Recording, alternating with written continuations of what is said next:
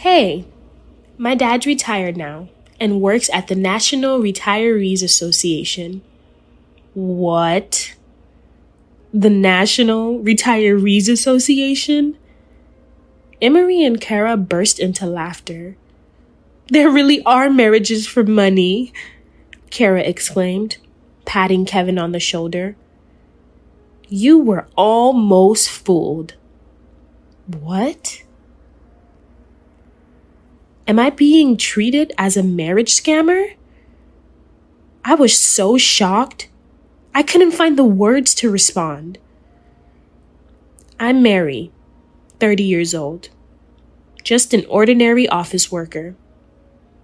I met Kevin at the tennis club I attended, and after dating for 2 years, we've decided to get married. Kevin is 32, 2 years older than me. He works as a chef at a steakhouse run by his father, Thomas. Right now, I live with my mom and dad, but I plan to move out after we get married.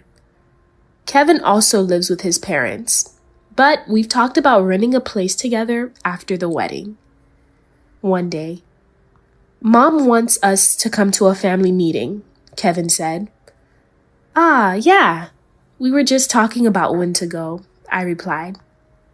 They're going to have this nice French restaurant deliver lunch boxes. Oh, really? I checked out the restaurant's website that Kevin mentioned. Wow, it looks like a fancy French place. Each dish looked absolutely beautiful. I was thrilled. The day of the family meeting in town arrived. I was nervous, but getting married, I'm about to climb that staircase. I hope I make a good impression on his parents. I was in the midst of happiness. But little did I know, this was about to turn into a complete downfall. When we arrived at the house, Kevin greeted me at the entrance. It was a big mansion. Sorry, just come in for now, he said, leading me to the living room.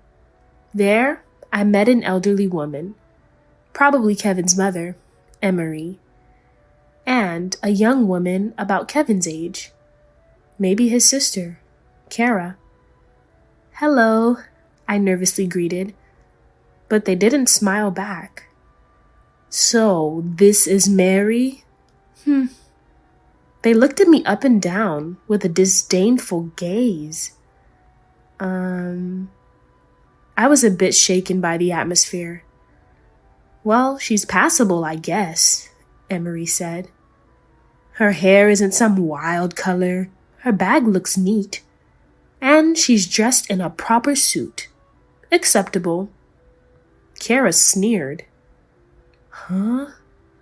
Confused, I looked at Kevin. Can you stop it, Mom and Kara? He said, frowning. Then looking at me. Sorry. Looks like my dad won't be here today, continues Kevin. What? Thomas isn't here for a family meeting? I was confused. I don't really understand the situation. Does he have business to take care of or something? I asked. No way. I didn't let you know? Then came the unexpected response from Emery. You thought it was just a family meeting with Kevin and you? Coming here for a family meeting means you're considering marriage, right? So, we decided to assess you beforehand to see if you're fit to become a part of this family. Yeah, your evaluation.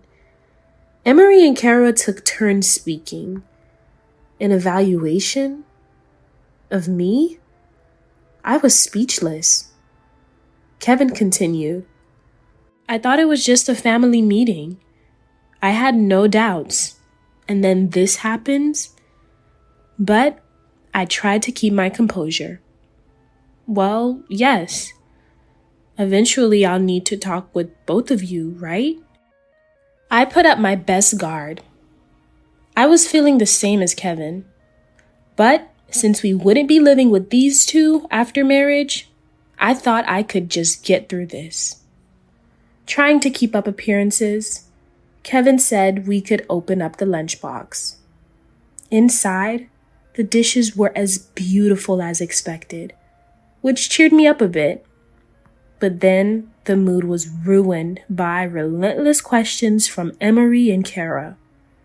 Mary works at corporation number 1, huh? Average, I guess. Safe choice. Each comment felt like an insult. Safe? Being called safe about my workplace by people I just met? I couldn't help feeling offended. Then, confused by the term safe, I'm saying it's passable. You're the one being evaluated, remember? Know your place. Kara said sharply, giving me a stern look. Place? Why am I being evaluated by Kara in the first place? Ignoring my feelings, another rude question came from Emery. What do your dad and mom do for work? Your mom is a housewife. Of course. Yes, she's a housewife. That's good. If she was a working mother, there might be a fear that you weren't raised properly or that your family is poor. What kind of judgment is that? This bizarre, discriminatory point of view kept going. At first, I thought I could just let it slide, but I started to feel less and less okay with their arbitrary evaluation criteria. But Emery didn't seem to notice and kept going. And your dad, is he still working? If so, tell us where he works, or if he's retired, the name of his former workplace. The way she asked was just terrible. Mom, you're interrogating her. Kevin finally intervened. But I answered honestly. I didn't see any reason not to. My father is retired now and works at the National Retirees Association. To my surprise, Emery and Kara burst out laughing. What? The National Retirees Association? The two burst into laughter. They laughed so hard they cried. I was taken aback by their over-the-top reaction. What's so funny about that? I was about to ask, but then, that's it. Marrying for money is real. After all, I'm glad we did this evaluation, Kara said, slapping Kevin on the shoulder. You were almost tricked. She's obviously after our wealth. They're so blatant about marrying for money. They laughed and clapped their hands as if they had unmasked me. Kevin slammed the table. Enough, Mom and Kara, Kevin yelled. But I think my anger was even greater, as if I could cover it. Enough! I'm calling off the engagement, I said, grabbing my bag and standing up. What? You're angry now? Kara stopped laughing for a moment, then smirked again. It's like a criminal getting angry when caught. Then Emery clapped her hands in agreement. Such a shallow woman. Even her emotions are shallow. I didn't look back or respond to them anymore. I knew I would never see these two again.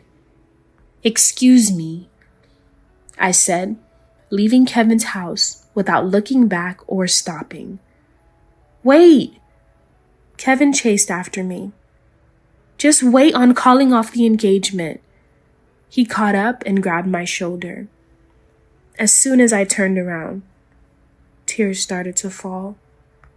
I don't want to call it off either, but after being treated like that, I cried hard on the street, my tears staining the asphalt like raindrops. It's unbearable. They act like you're valuable only because you're the heir to a prestigious steakhouse. There are so many good things about you, Kevin. That's why I wanted to marry you. Yeah, I understand. Thank you, Mary, Kevin said, soothing my shoulder. Thank you. I'll make sure nothing like this ever happens again. Kevin was always so kind. After parting ways with Kevin, I drove home. But I didn't want to return feeling sad. Maybe I'll buy myself something to cheer myself up. I went to the mall, bought some shiny cosmetics and sweets, and decided to have a nice Italian meal to make up for the missed lunch because of that unpleasant mother-in-law and sister-in-law. Returning home around 7 p.m., I noticed the house was noisy. There were shouts coming from the living room. What's going on? Mom? I went to the living room to find out what was happening. And then... Wow. You came at the right time. Just got here, didn't you? My mom exclaimed as she rushed to the living room door. I looked into the living room over her shoulder. Then, Kevin? And there was Kevin. But not just Kevin. Why am I brought here? I don't understand. A woman's voice screamed. But her outcry was soon drowned out by a louder voice. Apologize to her right now, a man demanded as he saw me, beginning a respectful and deep apology. Hurry up. You two as well. Then he turned and shouted at two women standing next to him. What's going on? As soon as Kevin told us about today, we were rushed here without any explanation. I don't understand at all. The two women hysterically cried. It was Emery and Kara, the two who had just made a mockery of me. That means the man who had just apologized was... Thomas, this makes no sense, one of them yelled. So it was Thomas, Kevin's father. You two really... Mr. Miller is our top customer. What? Emery and Kara were shocked. Our restaurant serves $400 steaks, remember? The National Retirees Association isn't for people like that, they exclaimed. But Thomas fired back. That's what you call being truly ignorant of the world. Judging people with such a narrow view is not your place. Emery gasped at his intensity. Hi! Emery makes a strange voice at the sword curtain. Listen, this man was a director at Big Ace Trading, a publicly listed company. Really? Emery and Kara's eyes widened. That publicly listed company? Emery asked in a strained voice. Of course. Thomas continued, trembling with anger. Our restaurant owes its success to customers like him. Introduced by Big Ace Trading. Huh? Kara and Emery both jump. Really? But the National Retirees Association... Before they could finish, my dad intervened. Yes, I work there now. So what? They bared their teeth again. Isn't that where poor people work till they die? We were deceived by Mary, they ranted. I only mentioned his current job because you asked, I retorted. Your narrow-mindedness is frightening. Judging and scoring people like that. My dad started to explain. I work for the National Association of Retired Persons. My father started talking. I've always worked at a company, even as a director at a publicly listed one. But after retiring, I wanted to meet different people and learn about their lives. I've met fortune tellers, piano teachers, people I never would have encountered in my corporate life. That's why I work at the National Retirees Association, to broaden my horizons. After his explanation, this must have been a good learning experience for you, Mary. He turned to me. It was. I never want to deal with such biased people again. It was a good experience. But whether I can forgive or not is another matter. I glared at the stunned Emery and Kara with contempt. When Dad heard that, well, that's true.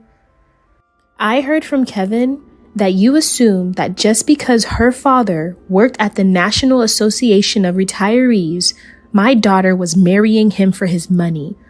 This is so disrespectful to the people who work there. Above all, it's unbearable to hear Mary insulted, called a marriage scammer. He laughed with a coldness I had never seen before.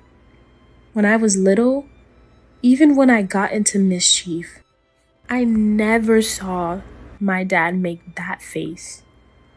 He was a dad who never got angry. I realized for the first time that he laughs when he's angry.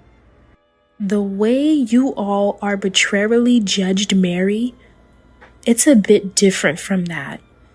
Me, Master, and Kevin, we're talking about you two. I know where Kara works.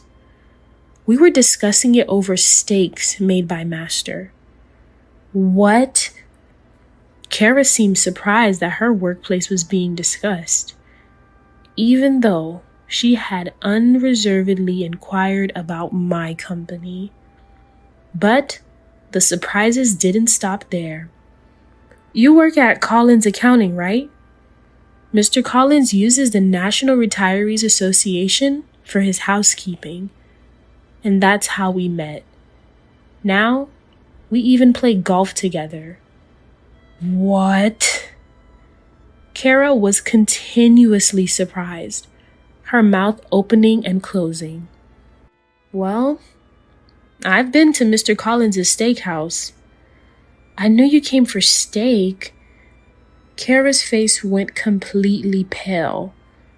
I realized for the first time that when a person's face turns blue, it actually looks almost black.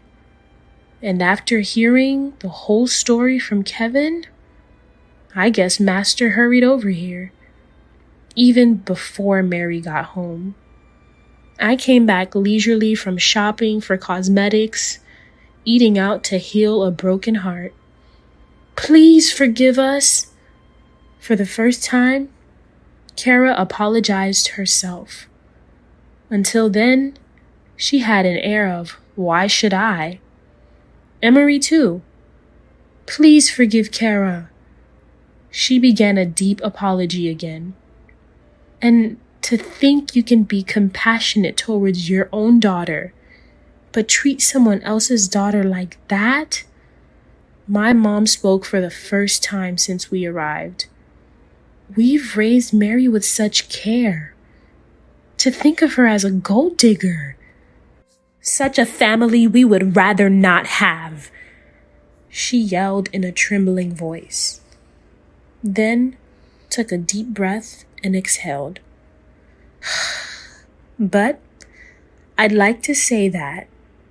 Mom turned to us. Kevin is a good person. He called us even before coming here. I felt like crying at my mom's kindness. Despite having such a disrespectful family, she still distinguished Kevin. Thank you. Kevin expressed his gratitude. We will be happy, Kevin stated firmly, and Dad smiled warmly. A different smile from before. Then, please stop apologizing. We'll continue to visit Master's Steakhouse. I tasted Kevin's steak recently. He's skilled. It made me feel he was well raised. Dad reached out to shake Thomas's hand. Thomas shook it, then turned to Emery and Kara and said, "We need to make amends for the rudeness to Mary and send off Kevin properly. You two should let go of the pride of an established high-end steakhouse. It's unnecessary for you." Then said, "These two aren't worth making apologize anymore. I'll send them home." He led them away as they continued to beg for forgiveness. But their pleas fell on deaf ears. "Master, no." "Young master, what would you recommend?" Two customers entered the store. "Today's recommendation is sirloin." Kevin smiled brightly. I went to confirm their order. "Wow, beautiful and great steak? When a beauty brings you steak, it tastes even better." One customer laughed. "Such a beauty? I don't think so." Blushing, I replied. Kevin and I eventually got married without issue. I quit my job to work at this steakhouse. Our customers are all nice people. Many praise Kevin's skills, calling him young master. Ultimately, Emery's divorce was inevitable. What she did to me was unforgivable. Kevin declared, "If it's Mary and Mom, I choose Mary." He chose Mary over his mother. Meanwhile, Kara resigned from her accounting firm after they learned of the situation and was cold-shouldered. Now, both of them have moved to another state, and we no longer see them. There, at the corner seat of the counter, eating steak with a smile, is my dad. Kevin's improved. The meat's delicious, and the cooking is exceptional. Dad enjoyed his steak. Thanks. Eat a lot. Steak is Dad's favorite after all. I've eaten enough. And I have work at the National Retirees Association tomorrow, so I'll head home now. Tomorrow, Dad will go to work. Looking forward to new encounters. As I did the billing, I felt happy seeing Dad so content. A father and daughter, seeing each other's happiness and warming each other's hearts.